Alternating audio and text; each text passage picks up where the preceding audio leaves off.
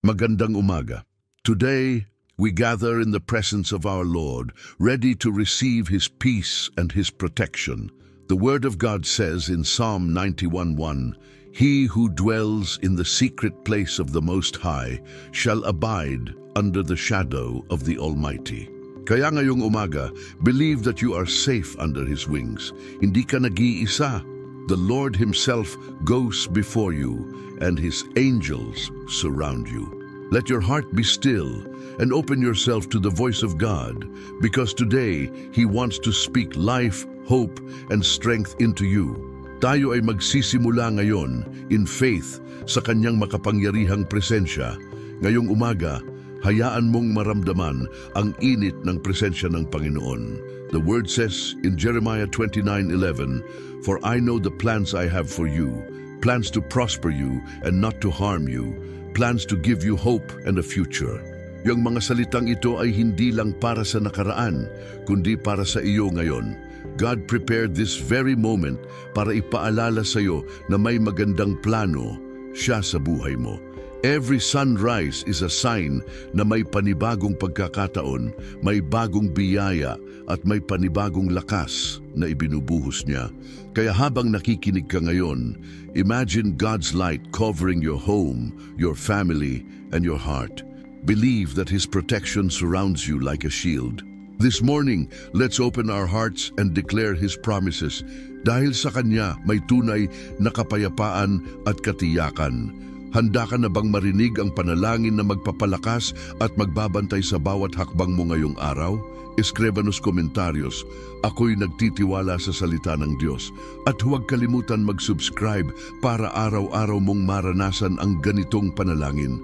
Close your eyes for a moment, kapatid, and let your heart rest in the presence of the Lord. Today, we pray with faith, with confidence, and with expectation, believing that the promises written in Psalm 91 are alive and powerful for you right now. The Word of God declares, "He will cover you with His feathers, and under His wings you will find refuge. His faithfulness will be your shield and rampart." Habang inuulit natin ang mga salitang ito, imagine the hands of God gently covering you, shielding you from every harm, embracing you with perfect peace. Feel His presence so near, so real, as if He Himself is whispering, "You are safe, you are loved, you are mine." Lord God Almighty, we come before you this morning, grateful for the gift of life, for the breath we are taking right now, and for the sunlight that reminds us of your new mercies every morning. We surrender our plans, our worries, our battles into your hands, believing that your word is true, that no weapon formed against us shall prosper. Father, let your angels surround every home connected right now. Let your peace invade every heart, and let your strength renew those who are weary. Fill this place, O Lord, with the light of your Spirit, because we long to dwell in your secret place, under the shadow of the Almighty. Panginoon, maraming salamat dahil sa bawat araw, you remain faithful. Even when we feel weak, your strength carries us. Even when life feels uncertain, your promises are unshakable. Tulad ng sabi sa Psalm 91:11, "For He will command His angels concerning you to guard you in all your ways." Lord, we claim this promise today. Let every step we take be guarded by your heavenly hosts. Let no evil come near our dwelling, and let your presence be a shield for our families, our work, and our journey today. Lord, we trust that as we declare these words, heaven is moving in our favor. Heavenly Father, we lift up every family listening right now. Touch their hearts, their homes, and their needs. For those praying for healing, let your word be true that says, "By His stripes we are healed." For those praying for provision, remind them that you are Jehovah Jireh, the God who provides. For those praying for peace, let your spirit whisper, "Peace I give you, not as the world gives." At para sa mga naghahanap ng lakas, Panginoon, pour out your strength as you promised, that those who hope in the Lord will renew their strength. They will soar on wings like eagles. Lord, let this morning be the turning point, where fear becomes faith, where doubt becomes hope, and where every heart finds courage to face the day. Kapatid, habang nananalangin tayo, isuko mo sa Diyos ang lahat ng iniisip mo ngayon. Walang maliit o malaking bagay na hindi niya kayang ayusin. Maybe you woke up with questions, with worries, with silent battles, but know this: God already walked before you. He has cleared the path, and He has set His angels to guard you. Imagine them now, standing at the door of your home, watching over your loved ones, covering your children, guarding your health, surrounding your every step. Feel the security that comes only from the Lord. Hindi mo kailangang matakot dahil sabi sa Psalm 91:5, "You will not fear the terror of night, nor the arrow that flies by day." Today, the Lord is telling you, do not fear, for I am with you. Thank you, Lord, for the assurance that no harm will overtake us, no disaster will come near our tent. You are our refuge and fortress. Tulungan mo kami na manatiling matatag sa pananampalataya, hindi lang ngayon, kundi sa bawat araw ng aming buhay. Lord, we believe that your love is stronger than every trial. Your presence is greater than every challenge. Let your word be alive in us today, because we know that the Lord is my light and my salvation. Whom shall I fear? Truly, we are safe in you. Father, we also lift up the dreams and desires hidden in every heart right now. Ikaw ang nakakakita ng lahat ng pangarap na tinatago namin sa aming mga dibdib. We trust that you are faithful to fulfill what you have promised. Bless every work of their hands, open new opportunities, and let favor follow them wherever they go. Lord, may this day be filled with unexpected blessings, divine connections, and miracles that remind us that you are always at work. Ang lahat ng ito ay ibinibigay namin sa iyo, believing that you will do exceedingly, abundantly, above all that we ask or imagine. And now, kapatid, let us declare together Psalm 91:2. I will say of the Lord, He is my refuge and my fortress, my God, in whom I trust. Speak it aloud with me. Feel every word sinking deep into your spirit. Let it be your declaration for today, for tomorrow, for every day. Sabihin mo sa iyong puso, ikaw ang aking Diyos. Ikaw ang aking kanlungan. Ikaw ang aking tagapagtanggol. Hold on to this truth. Nothing can stand against the one who trusts in the Lord. As we close this prayer, let's thank the Lord. Thank you, Father, for the peace that surrounds us now. Thank you for the healing, the protection, and the blessings already released in the heavens. Thank you for the angels assigned to guard us. Thank you, because we know that as we step out today, we are not alone. The King of Kings walks with us, and His Spirit guides us. Lord, we end this prayer not with fear but with faith, not with doubt but with hope, believing that this day will be filled with your goodness. In Jesus' mighty name we pray, Amen. At ngayong tapos na ang ating panalangin, kapatid, hayaan mong manatili ang kapayapaan ng Diyos sa iyong puso. Huminga ka ng malalim at maramdaman mo ang katahimikan na galing lang sa Kanya. Ang araw na ito ay puno ng mga pangako, at ikaw ay may kasamang Diyos na tapat sa lahat ng Kanyang salita. Habang nagpapatuloy tayo, bitbitin mo ang mga salitang ito. You are protected, you are chosen, and you are loved. Kung naniniwala ka na ang Psalm 91 ay totoo para sa iyong buhay, isulat sa comments, "Pinoprotektahan ako ng Panginoon araw-araw." At huwag kalimutan mag-subscribe para mas marami pa tayong pagsasamahan na ganitong panalangin araw-araw sa presensya ng Diyos. Ngayong natapos natin ang panalangin, kapatid, hayaan mong ibahagi ko ang isang kwento mula sa salita ng Diyos na siguradong magbibigay ng lakas at inspirasyon sa iyo ngayon. Alam mo ba ang kwento ni Daniel sa Old Testament? Isang lingkod ng Diyos na buong puso ang pagtitiwala kahit siya ay dinala sa lugar ng panganib. Ang kwento niya ay isang matinding paalala kung gaano kalakas ang kamay ng Diyos kapag ang isang tao ay nananatiling tapat sa Kanya.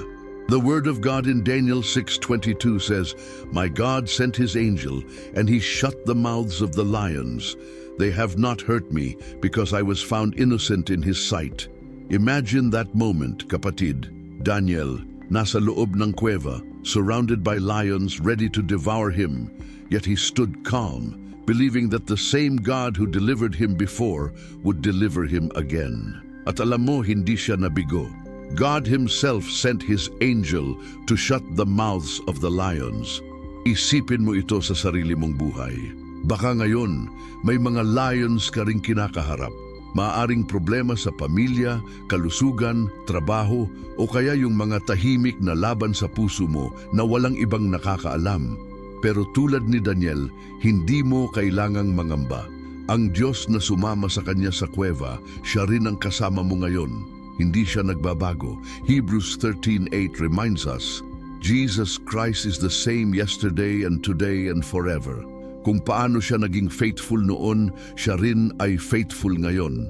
Kaya kahit anong sitwasyon, kapatid, hawakan mo ang panalangin at paniniwala na walang makakatalo sa proteksyon at pangakong galing sa ating Panginoon.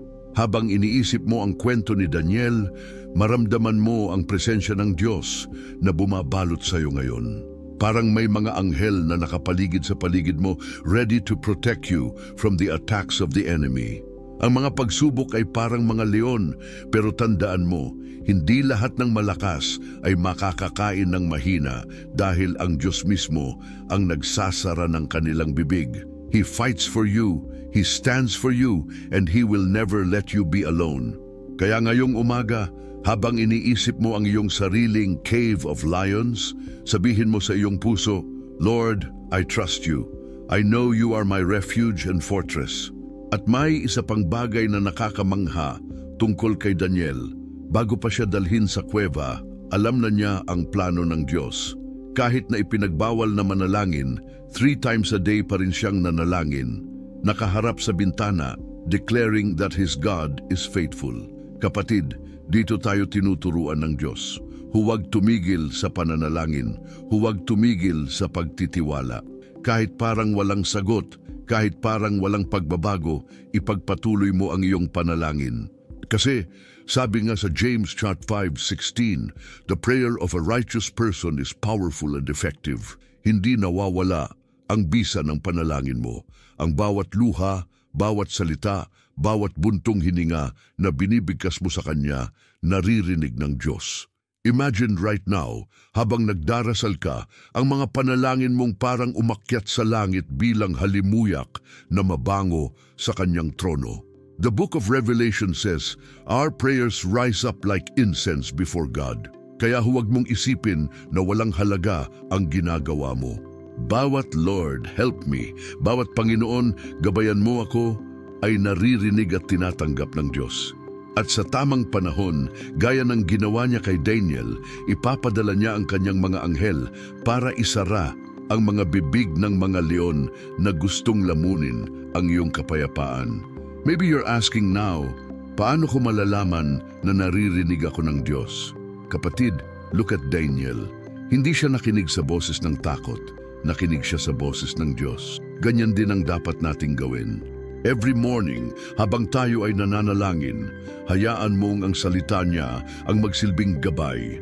Psalm 91 itself declares, because He loves me, says the Lord, I will rescue Him, I will protect Him, for He acknowledges my name. This is your assurance. Hindi lang ito kwento ng nakaraan, ito ay pangakong buhay para sa iyo ngayon. Kaya ngayong umaga, gusto kitang hikayatin na ipikit ang iyong mga mata at isipin mong ikaw ay tulad ni Daniel, nakatayo sa gitna ng panganib, pero hindi ka natitinag. Ramdam mo ang hangin ng presensya ng Diyos. Naririnig mo ang tahimik na tinig niya na nagsasabing, Anak, I am with you. Fear not, for I have redeemed you. You are mine. At kahit anong gulo sa paligid, ikaw ay ligtas. Dahil hindi ang sitwasyon ang magdidikta ng kapalaran mo, kundi ang kamay ng Diyos na kumakalinga sa iyo araw-araw. Kaya sa bawat umaga, gawin mong deklarasyon, Panginoon, Ikaw ang aking kanlungan at lakas. Hindi ako matatakot sapagkat Ikaw ang aking proteksyon. At kapatid, may isa pang bagay. Tandaan na pagkatapos ng kuweba, Daniel came out stronger. Mas lalo siyang minahal at nirespeto ng hari at mas lalo siyang naging patotoo ng kapangyarihan ng Diyos. Ganito rin ang gagawin ng Panginoon sa buhay mo. Hindi lang niya ililigtas ka mula sa pagsubok, Gagamitin niya ang iyong kwento bilang patotoo para sa iba, para mas marami pang tao ang makakita ng kabutihan niya. Kaya huwag mong baliwalain ang iyong pananalangin ngayong umaga. This is not just for today. This is for your destiny. Kaya gusto kong itanong sa iyo, kapatid, handa ka bang lumakad ngayong araw na ito na may tapang at pananampalataya gaya ng ginawa ni Daniel? Handa ka bang paniwalaan na ang Diyos ay nagsasara ng mga pintuan ng panganib at binubuksan ang mga pintuan ng pagpapala para sa iyo at sa iyong pamilya? Sabihin mo sa iyong puso, "Yes, Lord, I believe. Yes, Lord, I trust you." Let this be your declaration, your faith, your song this morning. At kung naniniwala kang gaya ni Daniel, the Lord will also send His angels to protect you. Isulat sa comments, "Diyos ang aking kaligtasan at proteksyon." Gawin mong panata ang mga salitang ito. At kung hindi ka pa nakasubscribe, ngayon na ang tamang oras. Join us every morning para lagi kang may panalangin na magbibigay ng direksyon, lakas at proteksyon mula sa Panginoon. Kapatid, habang iniisip mo ang kwento ni Daniel, hayaan mong lumalim pa tayo sa mensahe ng Salmo 91. May isang napakalaking lihim na nakatago dito na madalas hindi napapansin. The word says in Psalm 91:1, "He who dwells in the secret place of the Most High shall abide under the shadow of the Almighty." Mapapansin mo, hindi sinabi na "he who visits," kundi "he who dwells." Malaking kaibahan niyon, kapatid. Ang ibig sabihin ng dwell ay tumira, manatili, maging tahanan. Ibig sabihin, hindi lang ito minsang panalangin, hindi lang kapag may pangangailangan, kundi isang buhay na patuloy na nakaugat sa presensya ng Diyos. Madalas kasi iniisip natin, sapat na ang mabilisang dasal sa umaga o bago matulog. Pero ang Salmo 91 ay nagsasalita ng mas malalim, a lifestyle of living under God's wings. Tulad ng isang ibon na laging nasa ilalim ng pakpak ng kanyang ina, doon natin nararamdaman ang tunay na proteksyon. Kapag natututo tayong dwell sa kanyang presensya, hindi lang tayo nagiging ligtas mula sa masasamang bagay, kundi nagiging matatag tayo sa lahat ng aspeto ng ating buhay, sa ating pamilya, trabaho, kalusugan at pangarap. Alam mo, kapatid, sa panahon ngayon, sobrang dami ng ingay at distraction sa paligid. Social media, trabaho, bills, relationships, lahat may hinihingi sa atin. Pero ang tanong, saan ka tunay na nananahan? Are you dwelling in the presence of God, or are you just visiting Him when things get hard? The Lord is inviting you this morning, "Anak, remain in me, and I will remain in you." Tulad ng sabi ni Jesus sa John 15:5, "I am the vine, you are the branches. If you remain in me and I in you, you will bear much fruit. Apart from me, you can do nothing." Kapag nanatili ka sa Kanya, kahit may unos, may lakas ka.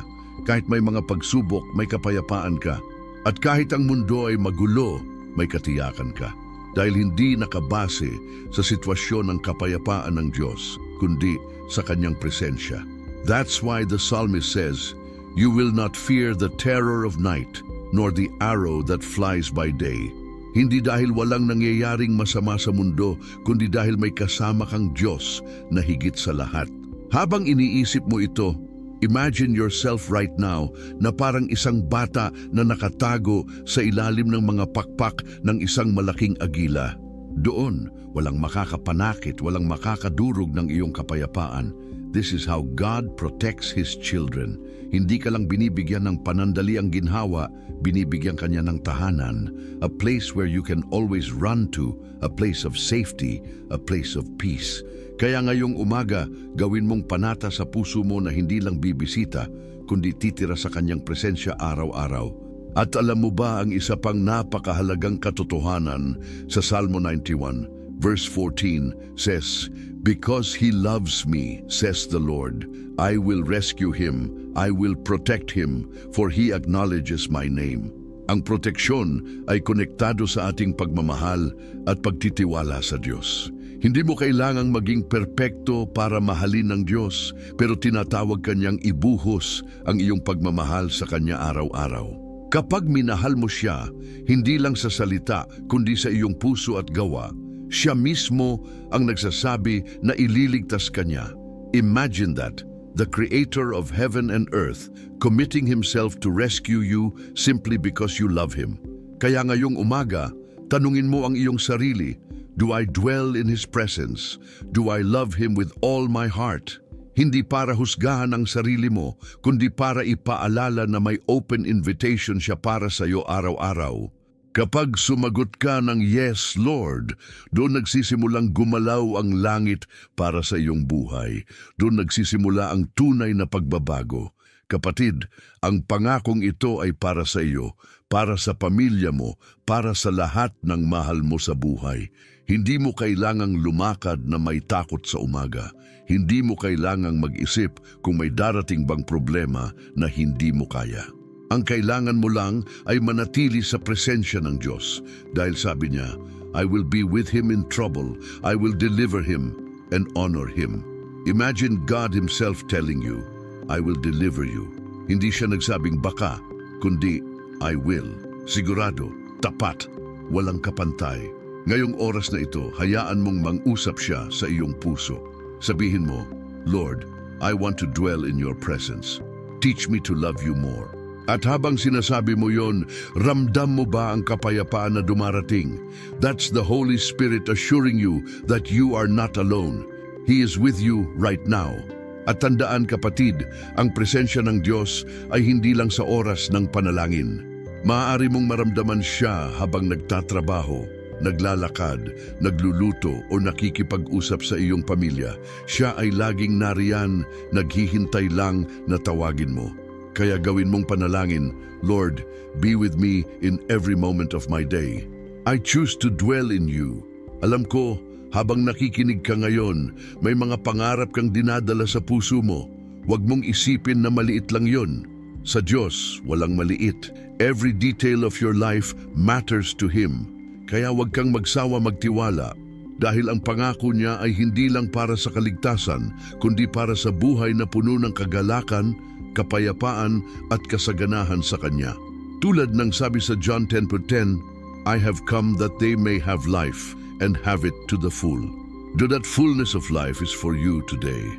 Kapatid, habang tinatanggap mo ang Salmo 91, isipin mong hindi ito basta binabasa lang. Ito ay buhay na salita ng Diyos. It's like a shield na inilalagay mo sa paligid mo at ng iyong pamilya. At sa bawat pagbigkas ng mga pangako niya, nagbabago ang atmosphere ng iyong bahay, ng iyong puso, ng iyong araw. Kaya huwag mong hayaang matapos ang araw na ito na hindi mo inangkin ang mga salitang ito para sa iyong buhay. At ngayong natapos natin itong mensahe, gusto kong itanong sa iyo, handa ka bang gawin ang presensya ng Diyos bilang iyong tahanan araw-araw? Handa ka bang piliin na mahalin siya higit sa lahat? Kung oo, isulat sa comments. Ako'y nananahan sa presensya ng Diyos. At kung hindi ka pa nakasubscribe, gawin mo ito ngayon. Para sa bawat umaga, masamahan ka ng mga panalangin at mensahe ng pag-asa at proteksyon mula sa ating Panginoon. Ngayong ipinahayag mo na sa iyong puso na nais mong manahan sa presensya ng Diyos araw-araw, hayaan mong ibahagi ko sa iyo kung paano mo ito maisasagawa practically sa bawat araw ng iyong buhay. Dahil alam natin, hindi sapat ang marinig lang ang salita. Kailangan din natin itong isabuhay. Tulad ng sabi ni Jesus sa Matthew 7:24, Therefore, everyone who hears these words of mine and puts them into practice is like a wise man who built his house on the rock. Ang taong nakikinig at sumusunod ay katulad ng bahay na hindi kayang gibain ng unos. Kaya kapatid, gusto kong iwan sa iyo ngayong umaga ang 3 hakbang na magpapanatili sa iyo sa ilalim ng proteksyon ng Salmo 91 at ng pangako ng Panginoon. Una, gawing habit ang panalangin tuwing umaga. Hindi kailangan mahaba o magarbo, ang mahalaga ay tapat at mula sa puso. Sa bawat pagising mo bago ka pa humawak ng cellphone o isipin ang mga problema, buksan mo muna ang iyong puso at sabihin, Lord, thank you for the gift of life. Salamat po sa bagong araw at bagong pagkakataon. Isang simpleng panalangin pero may kapangyarihan dahil binibigyan mo ng unang lugar ang Diyos. Kapag siya ang una mong nilapitan, siya rin ang magiging kasama mo hanggang huli ng araw. Remember what Philippians 4:6-7 says, "Do not be anxious about anything, but in every situation, by prayer and petition, with thanksgiving, present your requests to God. And the peace of God, which transcends all understanding, will guard your hearts and your minds in Christ Jesus." Gawin mong lifestyle ang panalangin at mararamdaman mo ang kapayapaan na hindi kayang ibigay ng mundo. Ikalawa, hayaan mong maging pagkain ng iyong kaluluwa ang salita ng Diyos. Kapatid, hindi natin kayang mabuhay spiritually kung hindi tayo kumukuha ng lakas sa Biblia. Kaya bawat araw, kahit ilang talata lang, basahin mo at pagnilayan. At huwag lang basta basahin, kundi i-declare mo sa buhay mo. Tulad ng ginawa natin kanina sa Salmo 91, ulitin mo ito sa iyong tahanan, sa iyong pamilya. Imagine na sa bawat pagbigkas mo ng salita ng Diyos, parang may shield na inilalagay sa paligid mo. Hebrews 4:12 tells us, "For the word of God is alive and active, sharper than any double-edged sword." Ang salita ng Diyos ay buhay, kaya ito ang iyong sandata laban sa lahat ng takot at pangamba. Ikatlo, magtiwala ka ng buong buo sa Kanya. Hindi lang yung kapag may sagot agad, kundi kahit hindi mo pa nakikita ang sagot. Kapag nagtiwala ka, you are telling God, Lord, I know you are in control. At sa oras na gawin mo yon, pinapahintulutan mong gumalaw ang langit sa iyong sitwasyon. Proverbs 3:5-6 reminds us, "Trust in the Lord with all your heart and lean not on your own understanding. In all your ways, submit to Him, and He will make your paths straight." Kapatid, hindi mo kailangang intindihin ang lahat. Ang kailangan mo lang ay magtiwala dahil siya ang bahala sa lahat. Habang iniisip mo itong tatlong hakbang, isipin mo rin kung gaano kaganda ang araw mo kapag kasama mo ang Diyos mula umpisa hanggang huli. Hindi ibig sabihin na wala ng hamon, pero sigurado kang hindi ka nag-iisa. Tandaan, ang tunay na kalakasan ay hindi galing sa atin, kundi sa Kanya. Kaya kung may oras na manghina ka, alalahanin mong may Diyos kang maaasahan, handang kumilos para sa iyo. Tulad ng sabi sa Isaiah 41:10, "So do not fear, for I am with you. Do not be dismayed, for I am your God. I will strengthen you and help you. I will uphold you with my righteous right hand." Ngayong umaga kapatid, hayaan mong gawin mo itong personal. Sabihin mo sa sarili mo, "Lord, I choose to start my day with you. I choose to dwell in your presence. I choose to trust your promises." At habang sinasabi mo ito, imagine the doors of heaven opening over your life. Nakikita mo ba sa iyong isip ang mga pagpapalang dumarating, ang mga pinto ng oportunidad na nabubuksan, at ang kapayapaang bumabalot sa iyong tahanan? That's the reality of living in God's presence. At gusto kong ipaalala sa iyo, kapatid, hindi ito para sa iyo lang. This blessing extends to your family, your children, and even to the generations after you. Psalm 103:17 declares, "But from everlasting to everlasting, the Lord's love is with those who fear Him, and His righteousness with their children's children." Kaya kapag nananalangin ka ngayon, tandaan mong ang bawat panalangin mo ay may epekto hindi lang ngayon, kundi sa mga darating pang panahon. You are planting seeds of blessing that your family will reap. Kaya ngayong araw, huwag kang aalis na hindi dala ang mga hakbang na ito. Panalangin, salita ng Diyos at pagtitiwala. Kapag ginawa mo ito, hindi lang magiging ordinaryo ang iyong araw, magiging extraordinaryo dahil kasama mo ang Diyos na makapangyarihan, na walang imposible, na laging tapat. At sa bawat umaga na ginagawa mo ito, mas lalo kang lumalalim sa presensya niya, mas lalo kang nagiging matatag, at mas lalo mong nakikita ang kanyang kamay na kumikilos sa iyong buhay. Ngayon, gusto kitang tanungin, kapatid, handa ka bang i-commit ang iyong araw-araw sa presensya ng Diyos? Handa ka bang ipaglaban ang iyong pananampalataya sa pamamagitan ng panalangin, pag-aaral ng kanyang salita, at pagtitiwala sa kanya ng buong puso? Kung oo, sabihin mo ngayon sa iyong sarili, "Yes, Lord, I commit my life to you." At bago tayo magpatuloy, nais kong anyayahan ka na iwan sa comments ang mga salitang madalas nating sinasabi bilang mga mananampalataya dito sa Pilipinas. Salamat sa biyaya ng Diyos araw-araw. Ito'y hindi lang salita, kundi deklarasyon ng iyong pananampalataya. At kung hindi ka pa nakasubscribe, gawin mo ito ngayon para makasama ka sa ating pang-araw-araw na panalangin at maranasan ang direksyon, proteksyon at biyaya ng Panginoon sa bawat umaga. Kapatid, ngayong natapos natin ang ating paglalakbay ngayong umaga, gusto kong iwan sa puso mo ang katiyakan na hindi ka nag-iisa. The Word of God in Deuteronomy 31:8 says, "The Lord Himself goes before you and will be with you. He will never leave you nor forsake you. Do not be afraid, do not be discouraged." Isipin mong ang Diyos mismo ay nauuna sa bawat hakbang mo ngayon.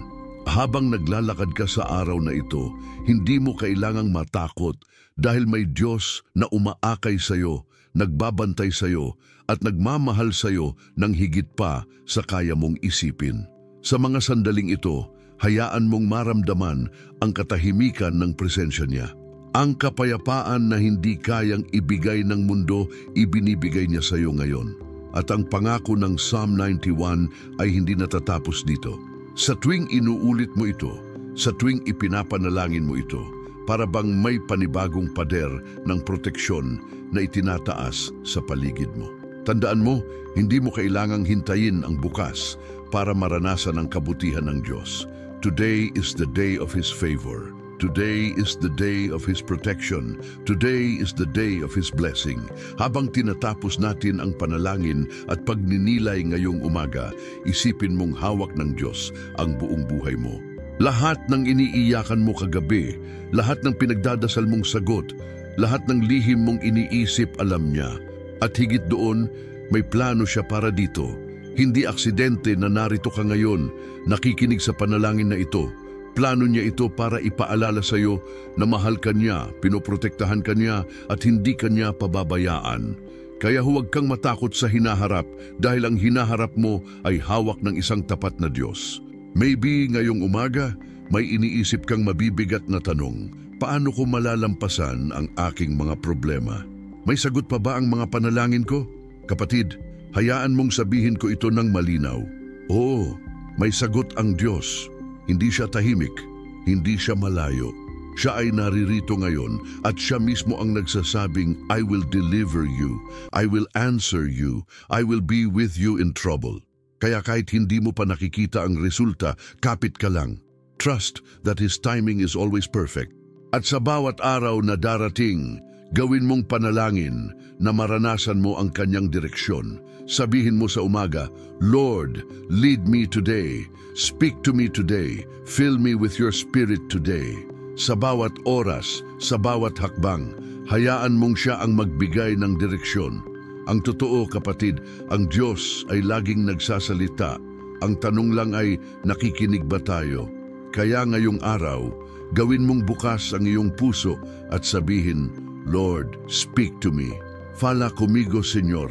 Gusto kong marinig ang iyong tinig." At habang sinasabi mo iyon, alam kong ang Holy Spirit ay nagsisimulang kumilos sa iyong buhay. Nararamdaman mo ba ang kapayapaan na dumarating ngayon? That's Him.